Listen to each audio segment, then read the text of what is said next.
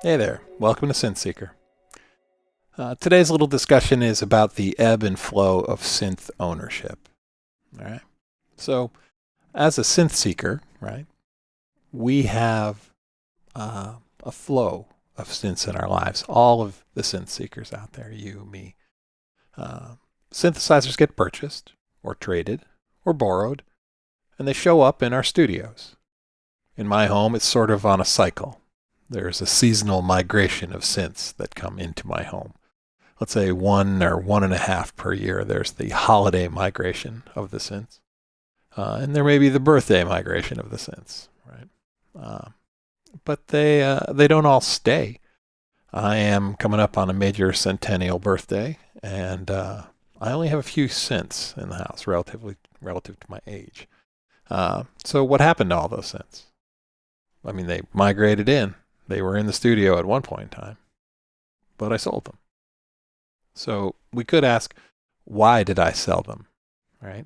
Synths are precious. Why would you sell a synth? Lots of reasons, right? And the point of this discussion today is really to talk about not so much why did I sell the synth, but why did I keep the ones that I have kept over the years? I think we all know that only the luckiest of those among us in the synth community are in a situation where space is unlimited, right? We all reach a point where we can't reasonably use all the synths we own, or we don't have enough space for a sufficient number of synths that we could maximize our usage, right? So, periodically, we have to cut some from the herd, right? I've got what I call the ever-shifting synth herd here. And those ones that get cut from the herd, they go away, right? They go to the farm. Right? They get sold, right? Or traded or gifted. And you could ask why. Why do you sell synths? Why do we get rid of our synths? The simple answer is because new ones are coming in. But what's the criteria by which you decide whether a synth should be sold or not, right? But we're not going to dwell on absent friends, right? A better question is, why do we keep the ones that we have, right? When it comes time to go through and cull the herd, what are your criteria for keeping a synth? And that's what I'm going to talk about here. So the synths that I keep generally fall into two categories, right? I've got tools, and these are the synths that I use to make music. Something I try and do every day. I practice with them. I record with them. They are my go-to synths, popular synths generally that have stood the test of time, right? Ones with cultural longevity are often our go-to synths, or the ones we hold on to. In my case, this is, I like things in the Nord family of synths. I know how to use them. I find they're easy to program. They do what I want, and they're workhorses. I can beat them to death, and they still keep running. Synths from Roland. I like synths from Korg. I'm partial to. Some of the more affordable Moog synths are staples. Those are tools in my toolkit, and those synths have sort of lasted all of these various culls, right? Something new comes in, I have to bump something out in order to make room for the new thing, but these ones tend to stay, right? They're solid, if not super flashy, right? There are always limitations. There's no perfect synth. But a synth here is kept in the tool category. It tends to hang on to those because they are being useful and being used, right? If you were to look at my collection of synths and see a synth with more than a little dust on it compared to a neighboring synth in the collection, you can probably predict which tool is going to get swapped out for something new or better or different when the time comes. It's the one that's tending to have some dust on it. Just the act of using a synth, turning those knobs, pushing the buttons, that's going to keep them relatively dust-free and clean. But the ones that gather, their days are numbered. The other category is toy. Toys synths are, it's not a derogatory term, let me explain. These are synths that I may not produce a lot of music with, right? But when I use them, I love using them, right? They bring me joy, either because they have weird or different sounds, or because you have to use them in an out-of-the-box kind of way, something different from the standard synth model that, is ingrained in the culture. Stuff like things from Soma Labs. I've got a Lyra 8, and it's just bonkers, right? But it's not something I'm going to go write some music with. Modular synths and some semi-modulars are in the same sort of category. They're toys for me. Now, before you get upset and go, whoa, whoa, whoa, are you saying you're calling my modular synth a toy? Well, for me, yeah, but I'm not saying it's a toy in the way that, toys are small and fragile and easily broken and, easily trashed. What I'm saying is that before you go dip your cursor in acid and start typing comments, is that when I say toy, what I mean is I'm not saying tools are better than toys. I think toys are great. I love toys, and I think they can be epic. Like, you can have massive, amazing toys, but they're toys. They're in the toy category for me because they don't work as tools, right? It's like a Ferrari. Outside the racetrack, you see it on the street, Ferrari is a toy. It is not a tool, right? Toyota truck's a tool, arguably. So you can make music with anything. I'm just saying that for me, modulars and some semi-modulars are more fun when I treat them as toys than things I explore when I play with them, right? When I sit down to do, straight line, when I sit down to do a straight line composition, right, and I've got a goal that says I'm going to write this cue, for example. I'm going to build this piece of music, and I've got a clear set of goals going forward, a task list. It's not fun for me if I try and fit the modular in there, right? I will fail.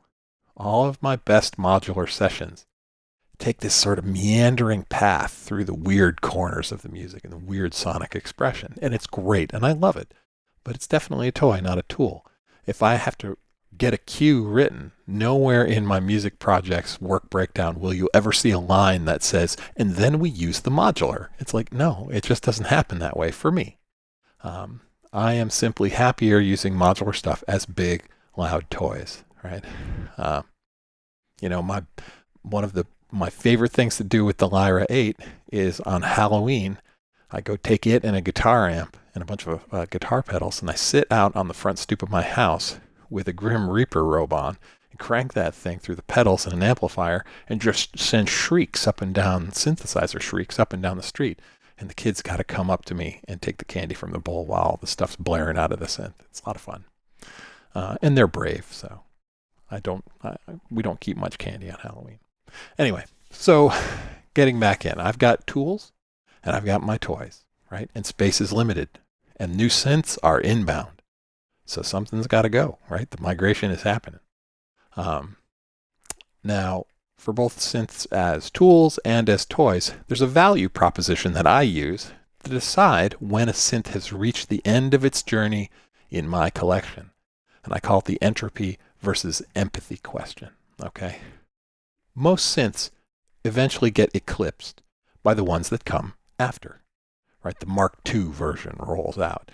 Or you get some new advance in technology and you get a new firmware revision that gets applied, and that's fine. But eventually you want to do something with the firmware where, you're going to have to make hardware changes in order to make that happen. So the hardware gets revved.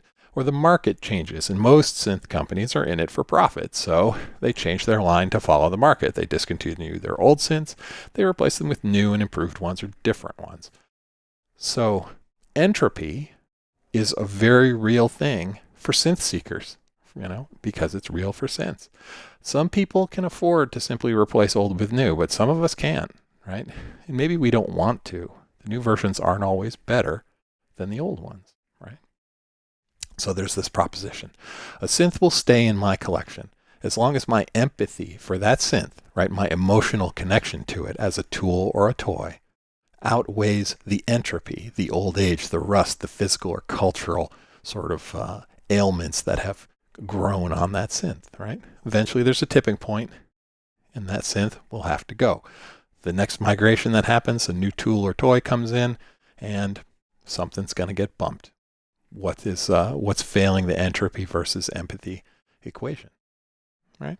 So synths will end up on the chopping block. We love our synths, but given the constraints of time and money and space, there's a line you got to draw, right? So within those two categories, I generally keep one or two synths in each of these sort of auditory timbre spaces, right? We've got our classic analog subtractive synths or virtual analog synths. We've got things with static wavetables, right? We've got sample-based synth. We've got things with dynamically morphing wavetables or shiftable wavetables or vector synthesis, or, there's a lot of different ways you can take an oscillator waveform and modulate it over time, right? And it's a lot of that's marketing terms, vector synth versus not. But FM synthesis, additive synthesis, granular synthesis, right? We've got all of these timbres, these sort of spaces that a given synth is good at. In the synth market, manufacturers keep trying to put more of those spaces into a single synth, and that's great. That's fine. Some people specialize, some people are jack of all trades. That's fine. But within my collection, I generally have one or two synths in each of these spaces, right? I've got a couple analog mono synths. I've got a couple analog poly synths. I've got a couple wavetable synths. I've got some sample-based synths, a little sampler here, and those are my tools and my toys, and they fit well. And when some new kid comes in, migrates in, we look around and we do the value proposition. We say, which one's going to go? Because I've only got so much space. I'm pretty much full. My studio is 60 square feet. Not a lot. So, and really that's all it comes down to. I'd be curious what you think. What is your mechanism? How do you keep track? How do you decide what's going to go? Right? Sometimes it comes down to dollars. It's like, well, I've only got so much liquid assets, right? But I've got this big synth here that I'm not using. Well, what's it worth? Maybe I'm going to sell that, take that money and roll it into something new, right? I went through a long phase where that's what I did. One synth would roll into another one. Maybe you get lucky and you make some money on that. Sometimes you take a loss, but there's, I think, a lot of that going on. But what makes that tipping point for you that says, okay, this one's going to go, So tell me a story. Write in the comments if you want. Tell me a time when you decided you had to sell a synth, and if it was easy, snap decision, no problem making it, or if maybe you agonized over it and you're like, man, I just don't know. I don't know if I really want to get rid of this thing. It's hard to decide. Share that story if you want. I'd love to hear it. So thanks for listening. That has been basically my minor essay, my synth rumination on how I decide what I keep in the collection, right? The ebb and flow of synth ownership. And as always, thanks for listening. You have been watching Synth Seeker. Have a great day.